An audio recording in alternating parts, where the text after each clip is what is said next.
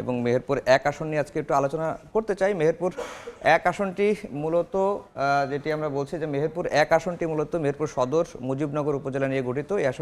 এই আসনটির আয়তনেরও দেয়া আছে এবং এই আসনের যে মোট ভোটার সংখ্যা যেটি আমি দেখাতে চাই যে মোট ভোটার সংখ্যা 3,16,995 জন। এর মধ্যে পুরুষ ভোটার রয়েছেন 1,57,890, আর নারী ভোটার রয়েছেন 1,59,082 অর্থাৎ 82 জন। আর এই আসনের মোট ভোট কেন্দ্র এবার পড়েছে 123টি। এবং এই আসনের যারা প্রার্থী হয়েছেন আমরা একটু প্রার্থীর পরিচয়গুলো একটু দেখতে চাই। এই আসনের প্রার্থী রয়েছেন মেহেরপুর 1 আসনে বিএনপির প্রার্থী মাসুদ অরুণ এবং তিনি মাসুদ অরুণ আপনারা জানেন যে মাসুদ অরুণ সাবেক এমপি ছিলেন। 2001 সালে তিনি এমপি নির্বাচিত হয়েছিলেন এবং মেহেরপুর জেলা বিএনপির সাবেক সভাপতির দায়িত্ব পালন করেছেন। এবং এরপরে রয়েছেন তাজউদ্দিন খান, তিনি জামায়াতের প্রার্থী। তাজউদ্দিন খান মেহেরপুর জেলা জামায়াতের আমির। এবং এরপরে রয়েছে সোহেল রানা, তিনি এনসিপির নির্বাহী কমিটির সদস্য, শাপলা কলির প্রার্থী নিয়ে তিনি লড়ছেন। আমরা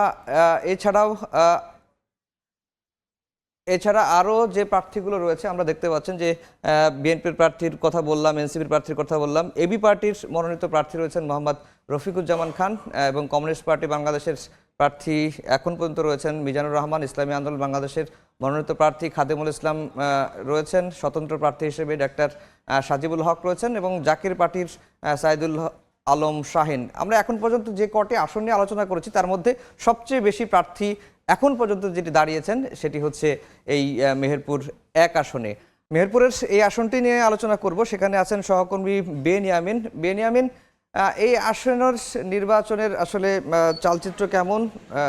এখন পর্যন্ত যা দেখছি যে সবচেয়ে বেশি প্রার্থী মনে হয় এই আসনে রয়েছেন, একটু যদি জানান আমাদের। শীতের আমেজ বাড়ার সাথে সাথে মেহেরপুরে কিন্তু প্রার্থীদের যে প্রচারণার ব্যস্ততা এবং ভোটের মাঠের গরমও কিন্তু বেড়ে যাচ্ছে। সেক্ষেত্রে আসলে মেহেরপুর 1 আসনটি যেটি রয়েছে সেটি হচ্ছে মেহেরপুর সদর এবং মুজিবনগর উপজেলা নিয়ে গঠিত। এখানে 3,82,655 জন ভোটার রয়েছে। তার মধ্যে কিন্তু নারী ভোটারের সংখ্যা কিন্তু 52%, যার কারণে কিন্তু নারী ভোটারদের আকৃষ্ট করতে প্রার্থীরা বিভিন্ন ধরনের কৌশল গ্রহণ করছে। আপনাকে জানিয়ে রাখতে চাই যে পরিসংখ্যান অনুযায়ী যে দল আসলে সরকার গঠন করে সেই দলের পক্ষ থেকেই কিন্তু আসলে জনপ্রতিনিধি নির্বাচিত হয়ে এই মেহেরপুর 1 আসন থেকে যে বিএনপির পক্ষ থেকে মানে যে ভোট তারা করছে সেটি নিয়ে তারা কিন্তু অনেকটাই দ্বিধাদ্বন্দ্বে রয়েছে। তো সেক্ষেত্রে আসলে জামাত কিন্তু মাঝখান থেকে আসলে এই দ্বন্দ্বকেই কিন্তু কাজে লাগানোর চেষ্টা করছে এবং নারী ভোটারদের আকৃষ্ট করতেও কিন্তু জামাত বেশ সরব রয়েছে। এই ছিল মেহেরপুরের ভোটের মাঠের সর্বশেষ খবর। বেনিয়ামিন, আপনাকে অসংখ্য ধন্যবাদ।